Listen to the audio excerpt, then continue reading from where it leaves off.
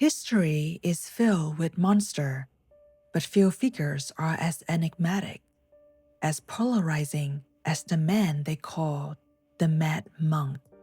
In one breath, he is Grigori Rasputin, the holy healer, the man who seemed uniquely able to calm Russia's dying air.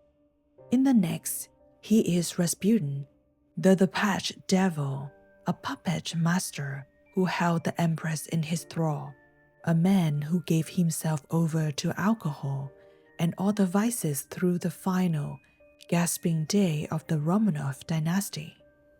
So who was he? A saint or a sinner?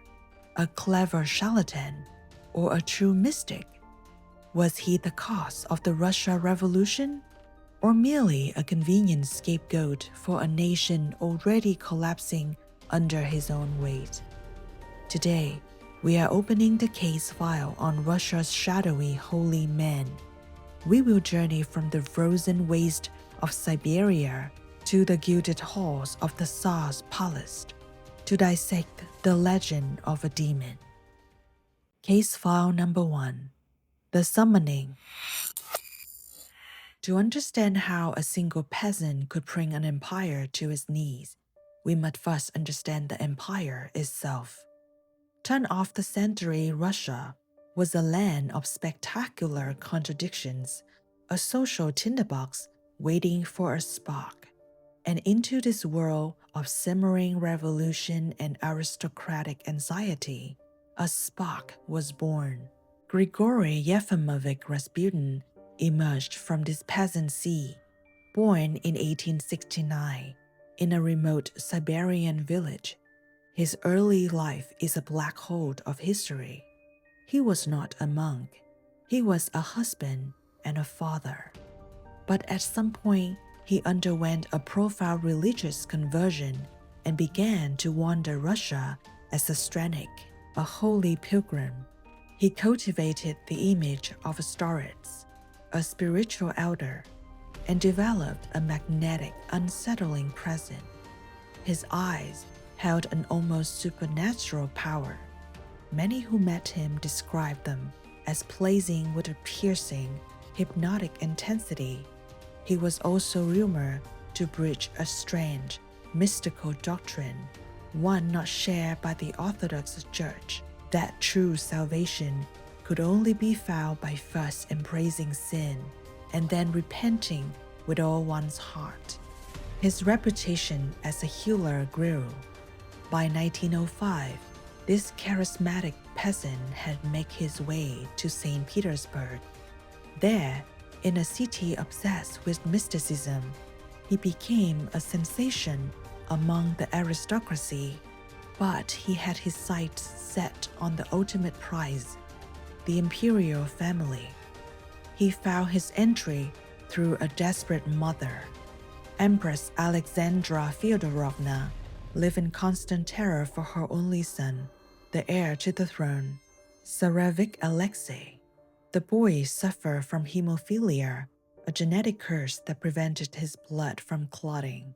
The slightest bump could trigger agonizing, life-threatening internal bleeding. Russia's best doctors were helpless. In 1907, during one of Alexei's worst episodes, a desperate Alexandra summoned the Siberian peasant. What happened next is the bedrock of the Rasputin legend. The boy was screaming in pain. Rasputin entered the room, calm and serene. He simply sat by the boy's bedside and spoke quiet prayers. Whether by folk remedy, a hypnotic calming effect, or something else entirely, the bleeding stopped. The boy fell into a peaceful sleep. To the Empress, this was nothing short of a divine miracle. From that moment on, Rasputin was no longer just a wandering mystic. He was our friend, the holy man who held the life of the future Tsar in his hands. He had secured his place at the very heart of the Russian Empire. Case file number 2. The shadow behind the throne. Rasputin's influence over Empress Alexandra was now absolute. She saw him as a divine instrument sent by God to save her son.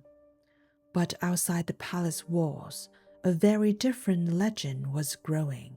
Stories of Rasputin's private life painted a picture of grotesque debauchery.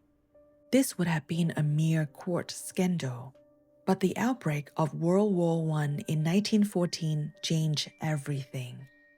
In 1915, a year into the devastating conflict, the Tsar made a catastrophic decision. He left the capital to take personal command of the army, leaving the Empress Alexandra increasingly reliant on Rasputin's advice to run the country. Suddenly, this uneducated peasant held an unprecedented level of influence. While not directly running the country, his recommendations to the Empress were devastating. They led to the dismissal of competent ministers and their replacement by incompetent cronies. The government descended into chaos. The war effort faltered. Millions of soldiers suffered and died, and many blamed Rasputin and the Empress for the nation's failures. He was no longer just a scandal. He was a national threat. With Russia teetering on the brink of collapse, many powerful figures in the court and governments resolved that to save the motherland, the mad monk had to be destroyed. Case file number 3. The Unkillable Monster. In the frigid December of 1916, a group of high-ranking conspirators, led by Prince Felix Yusupov, decided to act. They lured Rasputin to Yusupov's palace, planning to murder him. The story of that night, as famously told by Yusupov himself, is a sensational tale that has become more legend than fact. According to his dramatic account, they first fed Rasputin cakes and wine laced with cyanide, but the poison had no effect. Stunned, Yusupov shot him in the chest. But as the conspirators checked the body, Rasputin allegedly leaped to his feet with a demonic roar and escaped into the courtyard, where he was shot several more times before being plunged and thrown into the freezing Neva River. Yusupov's story even claimed the autopsy found water in his lungs, suggesting he was still alive. However, modern historians are highly skeptical of these theatrical details. The official autopsy found no traces of poison, and the water in the lungs theory has been widely debunked. It is far more likely the story was a self-aggrandizing invention by his killers to make their victims seem like a supernatural monster, thus justifying their crime. The simple truth is that he died from a bullet wound to the head, but the legend of the unkillable monk had been born. Before his death, Rasputin allegedly wrote a chillingly prophetic letter to the Tsar. "If I'm murdered by the nobles," he wrote, "then the whole imperial family will be killed by the Russian people within 2 years." Less than 2 years later, in 1918, Tsar Nicholas II, Empress Alexandra, and all of their children, including the young Alexei, were executed by the revolutionaries. Rasputin's prophecy had come true. So, who was the real Grigori Rasputin? Was he a master manipulator who exploited a broken family for his own gain? Was he a genuine mystic? Or was he simply a man whose legend, both good and evil, grew far beyond his control? Perhaps the truth is that he was not the cause of Russia's fall, but merely its most dramatic symptom.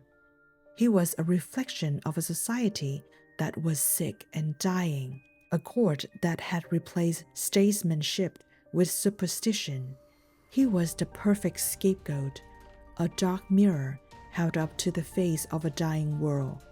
The monster that the nobles tried to desperately to kill was, in the end, a monster of their own making.